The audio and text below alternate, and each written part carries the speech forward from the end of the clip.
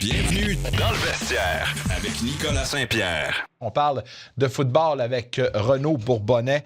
Une 7e semaine qui se prépare et qui sera intéressante avec un match de vieux. Les Bengals contre les Steelers qui aura lieu demain. Renaud, si on parlait justement de NFL, tu as une déclaration incendiaire concernant les Alouettes. Tu as dit que les Alouettes étaient la meilleure équipe dans l'Est, peu importe le résultat au terme de la saison. Donne-moi tes arguments pour expliquer ta déclaration. Ben écoute, très simple, les difficultés des Alouettes cette saison, à chaque fois qu'elles sont venues, puis on sait qu'elles ont été nombreuses, c'était toujours en raison de l'absence de leur carrière partant, Davis Alexander, mais lui, quand il est dans l'alignement, et je dis lui, puis beaucoup d'autres joueurs qui ont été blessés en cours de saison, les Austin Mack, les Tyson Philpott, etc., quand l'alignement est en santé, les Alouettes, jusqu'à maintenant, il n'y a personne qui a été capable de leur tenir tête. Bon, en fin de semaine, on a vu le match entre Montréal et Ottawa. Est-ce que c'est vraiment ce match-là qui m'a donné le signe que cette équipe-là était invincible dans l'Est? Pas nécessairement, mais force est d'admettre, puis les statistiques parlent d'elles-mêmes, puis je ne suis pas le gars qui se fie toujours aux statistiques pour justifier ses arguments, mais Davis Alexander est invaincu dans la Ligue canadienne de football, puis à tous ses départs jusqu'à maintenant, il a été solide. Peut-être pas toujours pendant 60 minutes. Je me souviens d'un match entre ses deux blessures, justement. Son seul match, c'est la même blessure, en fait, mais il avait joué un match en sandwich, si tu veux, là, entre ses deux absences. Il y avait un match où la première demi, donc, contre les Argonauts, ça avait été plus difficile, mais à part de ça, Davis Alexander, il est solide là, cette saison. Oui, tant mieux pour lui. Puis je pense que les Alouettes vont se présenter sous un nouveau jour, celui de champion pour les séries. Hâte de les voir. Puis je pense que c'est difficile de te contredire dans tes arguments. Je regardais le NFL Network ce matin, puis on invitait les intervenants à faire leur nomenclature des 5 meilleures équipes dans la NFL en ce moment. Je te demanderai pas de les faire, mais j'ai fait les miennes, puis tu me diras si tu es d'accord ou pas. Okay. Peu importe l'ordre.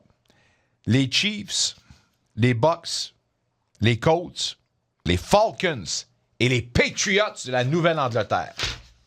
Ben, écoute, c'est des choix audacieux, je dois te dire, mais je les haïs pas, tes choix, parce que, bon, les Colts, qui connaissent tout un début de saison, qui sont une équipe solide et qui étaient une équipe solide au cours des dernières années. On a tendance à l'oublier, mais ça a toujours été un bon alignement avec des corps arrière qui étaient horribles ou blessés. Alors, pour Indianapolis, je suis content de les voir enfin jouer à la hauteur du talent qu'ils ont. Les Patriots, c'est audacieux, mais écoute, ils ont battu les Bills et ils montrent une progression constante depuis le début de la saison. Puis rappelle-toi, première semaine, ils ont perdu contre les Raiders. Les Raiders sont pourris. Ils ont perdu contre les Raiders, puis on s'est dit, ils vont s'améliorer plus la saison va avancer. C'est une équipe qui va être différente à la semaine 17 qu'elle est à la semaine numéro 1. Ben là, on a traversé 6 semaines et c'est déjà une équipe différente. Donc, je déteste pas ton choix. Je t'avoue que là, je me souviens plus par cœur nécessairement de toutes les équipes les que tu as nommées. Les Chiefs, Falcons, pour leur victoire contre les Lions en fin de semaine, j'ai pas le choix de dire que cette équipe-là est revenue. Mais l'équipe, pour moi, qui trône à ça, ce sont les Bucks. Cette équipe-là est menée par un meneur d'hommes qui s'appelle Mayfield. Puis la relation que je voulais faire avec ça, Mayfield, en ce moment, est mon candidat au MVP.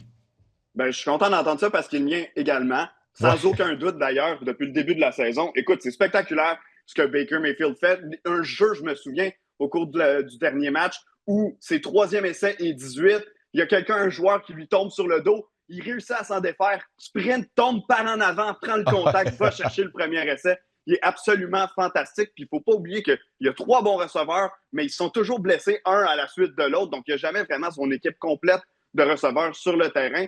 Oui, il y en a toujours des bons receveurs avec lui, mais c'est difficile d'établir une certaine cohésion puis une continuité dans le plan de match quand tu dois toujours composer avec des changements dans le groupe autour de toi. Moi, les Bucks, je les adore cette année. C'est mon équipe coup de cœur de la saison, définitivement. Ben, tout à fait, puis avec raison à part de ça. Dans une autre équipe qui, elle, est moribonde, les Titans du Tennessee ont limogé leur entraîneur Brian Callahan. La question à 100 000 $, est-ce que, selon toi, le jeune rookie Cam Ward a eu la tête de son entraîneur? Oui et non, au sens que, bon, c'est certain que les commentaires de Cam Ward, il y a 2 semaines, il a dit on joue comme de la boîte. Il n'a pas dit boîte. C'est sûr que ça n'a pas aidé. Moi, Brian Callahan, je n'ai jamais cru, Nick. L'an dernier, après le premier match des Titans, en 2024, son premier match à titre d'entraîneur-chef, il avait déclaré la chose suivante. Si en deuxième demi, on avait botté des dégagements à tous nos premiers essais, on aurait eu des meilleures chances de gagner le match. Il avait jeté tous ses joueurs en dessous de l'autobus. Puis tout de suite, je m'étais dit, wow, un Bill Belichick, un Andy Reid qui fait ça, ça passe un message clair, mais un entraîneur qui n'a rien prouvé ne peut pas se permettre de faire des commentaires comme ça. Puis depuis le début de la saison avec les Titans, écoute, on le savait qu'il ne serait pas bon. Mais ils sont en dessous des attentes. Il n'y a aucune progression. La ligne à l'attaque, on n'a apporté aucun ajustement pour aider à bloquer, à créer du temps pour Cam Ward derrière la ligne. Alors moi, je ne suis pas surpris de cette décision-là. Je pense que c'était la chose à faire. De toute façon, c'est pas le directeur général en place qui l'avait embauché. Alors, on a décidé de passer à autre chose, puis c'était peut-être la bonne chose à faire. Avant de te laisser, si on met la table pour la semaine numéro 7 qui débute demain avec le match du jeudi soir, quand j'ai dit une rencontre avec des quarts qui font partie du passé et non le futur, les Steelers contre les Bengals.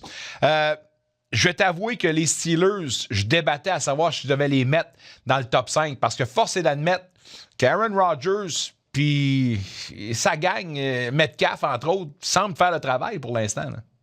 Ben, écoute, on disait sans arrêt que Aaron Rodgers était le problème dans l'organisation chez les Jets ou un des gros problèmes. Mais là, on le voit dans une vraie organisation sérieuse, structurée et respectée à la grandeur de la NFL avec un entraîneur-chef ultra respecté, non seulement par Rodgers, mais par tout le monde dans la ligue en Mike Tomlin. Puis ils font du bon travail, surtout que la défense, rappelle-toi, les premiers matchs, c'était pas par jeu la défense des Steelers. Ils ne jouaient pas à la hauteur des attentes. Je pense que tranquillement, ils prennent leur rythme maintenant, mais tu as raison de le dire, la combinaison Aaron Rodgers avec DK Metcalf a fait du bon travail. Maintenant, j'ai hâte de voir comment est-ce que les autres équipes vont réagir dans la division, parce que les Bengals, on le sait, sans Joe Burrow, c'est difficile. Les Ravens, qui ont perdu Lamar Jackson et qui ont toutes sortes de problèmes en défense avec des blessés, mais des problèmes tout court aussi pour arrêter le jeu au sol. Est-ce qu'ils vont pouvoir remonter au classement en ce moment? Pittsburgh accumule les victoires puis se fait un gros coussin. Ça veut dire que tu aurais un match à domicile en éliminatoire, ce qui est non négligeable là, quand tu es les Steelers. On va commencer cette semaine numéro 7 avec le match entre les Bengals et les Steelers. Puis on va l'écouter. Ouais, là. Bonne détermination. Puis entre-temps, on invite les gens à l'écouter Red Zone RDS, puis également son fameux podcast. Passez une bonne, mon ami. Un retour sportif 100% local dans le vestiaire avec Nicolas Saint-Pierre.